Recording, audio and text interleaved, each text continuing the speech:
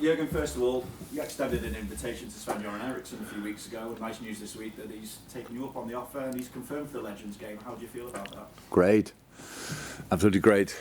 I don't know. I was always convinced that it will work out some way, and this is now really nice. A legend coaches legends, so it's really cool. And I've never been here when the Legends team played, but I know from everything that you can use the whole facility, they train on the pitch, play in the stadium, also train here on the training ground and play in the stadium. So everybody who's involved in the organization tries to make it as great as somehow possible, and I think all the guys who show up here always enjoy it.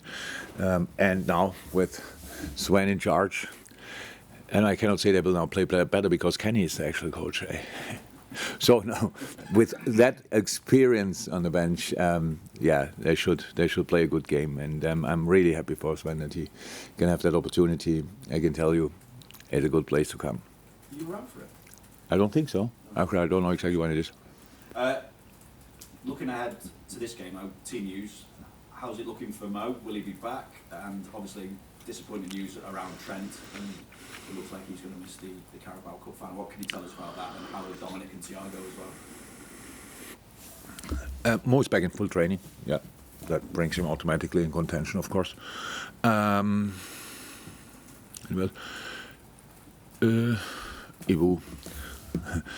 is not suspended anymore. Joey is fit again. Connor is back. Ali is back. So that's all positive. Thiago, no. And Trent and Dom, not. That's true. And I think we have to clarify a little bit. I was not really aware of it, but I got now somehow the news as well that there was a discussion about we might have forced Trent back because 2 setbacks. That's true, and it's really unfortunate, and nobody wants that, and nobody's doing that. But different cases, different scenarios anyway, and as long as I'm here, we never forced anybody back. We will never do. But we work in a high performance area. But it's like if you have the same injury, you are fit after 3 days, and the guy after 4 weeks because they have to sprint stuff like this, whatever injury it is. So it's always about that, and we always try to catch the earliest moment. Unfortunately, when we catch that moment, nobody speaks about it. Like with Maka, now recently with Thiago, that's a job we have to do, and that's pretty much all. But it's that the last decision is then always by the player, and if you would always listen only to the player, then the players would play after 2 weeks, and then it's a real problem. So the boys were in the moment when they played, they were fit, but the situation told us then differently because it happened again. You will never know if it would have happened anyway, or if it just happened because there was something before. You will never know. Very, very unlucky and unfortunate. Absolutely, had that couple of times in my time as a manager. Obviously, not only here, that can happen. It's not great, but nothing else. There's nothing about the quality of anybody. The world we are living is always immediate medical department. I'm not sure about that. There's nothing to do with that. We have to bring the boys back as soon as possible, but never sooner than they are ready from our point of view. And this weekend you go first, so you get the opportunity to stretch the lead out to 5 points again, at least for a time. But what does past experience down at Brentford tell you that me saying that is much easier said than actually going through with it? That's what you always do, pretty much. You say the easy things and we have to deal with reality. Super tricky there. The way to play and the way to set it up,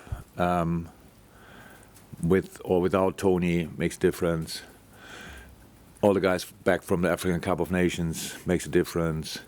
Mopai found his feet, makes a difference. Well organized, set pieces, cheeky with rhythm breaks. And they want, obviously, when you are good at set pieces, so it makes sense that you get set pieces, so they want set pieces. That's how it is. And how can you defend Brentford for 95 minutes by avoiding any kind of set piece? That's not possible in football. On top of that, they are not only set pieces, just really good at it. very compact defending, very good in counter-attack, very brave in these moments, have the speed and a clear idea, well-coached team. So did I forget anything? Probably not. And an atmosphere in the stadium I can create, obviously, is really good. But saying all that, anyway, with what we want to do and where we want to end up the season, we have to be on top of our game as well. And that means we have to be the team where they think in a similar way about, okay, if you defend that, then they do that. If you defend this, then they do that. So, and that's exactly the way we have to approach it. And I'm really fine with the especially the resilience we showed recently. So it's just, yes, good form. Then Arsenal, obviously a proper dip there. Then Burnley, a super difficult game. But again, the determination, the attitude we showed in this game, dealing with a really difficult situation inside the squad, I really liked a lot. And now we have to be at our best. If you want to win at Brentford, you definitely have to be at your best. It's a really, really smart, coached team. Morning. Quite unusual for teams in the Premier League to play with sort of two central strikers, and obviously Brentford do that with Toney and Mo. Is that threat something that you've been focusing on? It's not that rare. It might be that rare because, what can I say, if Chelsea brings Gallagher, for example, whoever plays up front there in that role. So this kind of clear striker, but actually that's not the problem. The problem is the balls you play to Toney and how he can. Not sure deflecting is the right word, with much more purpose in, but how you can bring it into the next player, how they react on that. Their second ball game is second to none. They're really good at that. But Toney is really smart in using his body in these situations. It's super difficult to get on the ball because if you don't get on the ball, he goes down. If you get on the ball, then Toney goes down. They have a free kick, and you don't know what you want in these situations. Let the ball go through rather than creating a free kick. That's the situation. How I said, very smart what they do. It's exactly what I would do. I'm not sure, but could I do it? I'm really not sure. But it's very smart and keeps them for years now already, and for the next years definitely in the Premiership. So because it's really, and that's probably what Brentford wants. And so the development the club made in the last few years is really impressive. So the two striker thing is actually not the problem, but there are plenty others. In this fixture last year, just a year ago, just over a year ago, Brentford won it, Liverpool was sixth, 15 points off the top. Now here we are, it's radically different. Have you in any way been surprised by the pace of the turnaround? If I would have thought about it, I would have been surprised probably. I would never have guessed that, but but I didn't.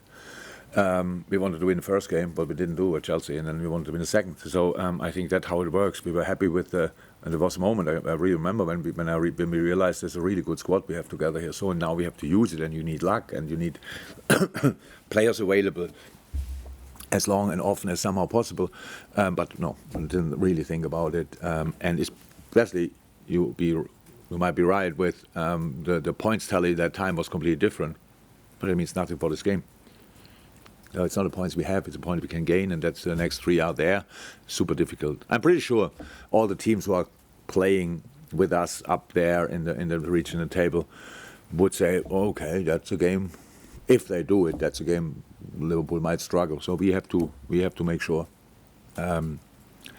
Brentford has more problems with us than we have with them. Jurgen, because of the horrendous injury problems you've had this season, you've had to call on the depth of the squad, which is obviously valuable.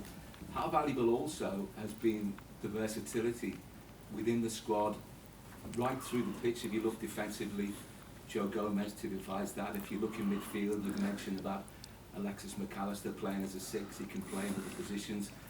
Harvey Elliott in midfield and up front at the top end of the pitch. Thiago right across the front line. How important and how valuable can that be between now and the end of the season? Yeah, very. very important, very valuable. But in general, that's how a football squad should be, and it's a good sign in general for football how players can, if you break down a little bit barriers in their own mind. That's my position. So Joe is a different game. Joe, when I arrived here, I think in the time before I arrived, he played left back. So showed as a very young kid he can play that probably, but is a centre half. That if you can play left back, it's obvious you can play right back. That's what Joey did in a specific way. Very good. Unfortunate often enough for some reasons, but very good. And now he plays the role either side. It's a really good example for versatility and development and improvement. And the way I understand football anyway, that the only real positioning is when you defend. So if you're a right back, you defend on right back usually. If you're a centre mid, you defend this kind of area when it's a clear situation, build up the opponent. If you lose the ball in any area, there's no position anymore for defending. That's the closest, and if it's the number 9, if he's the closest, then he has to go there and defend. So it's all different to the past when positions were positions and just play like this. No, it's good. It's good for football. It's good for us. Very good and very super helpful. And you always will find arguments for this or that position, for this or that player. But we have to make decisions for the team on a day. So who is available, who is in good shape, and who fits together in the best way. And obviously, with the injuries we had so far, most of the time we really could sort it with the boys we had available, but of course as well because the boys had rhythm. Because they played before already. Nobody came in now and didn't play for 6-8 weeks and then has to fill the role. That didn't happen. So that was good so far. But yeah, still a long way.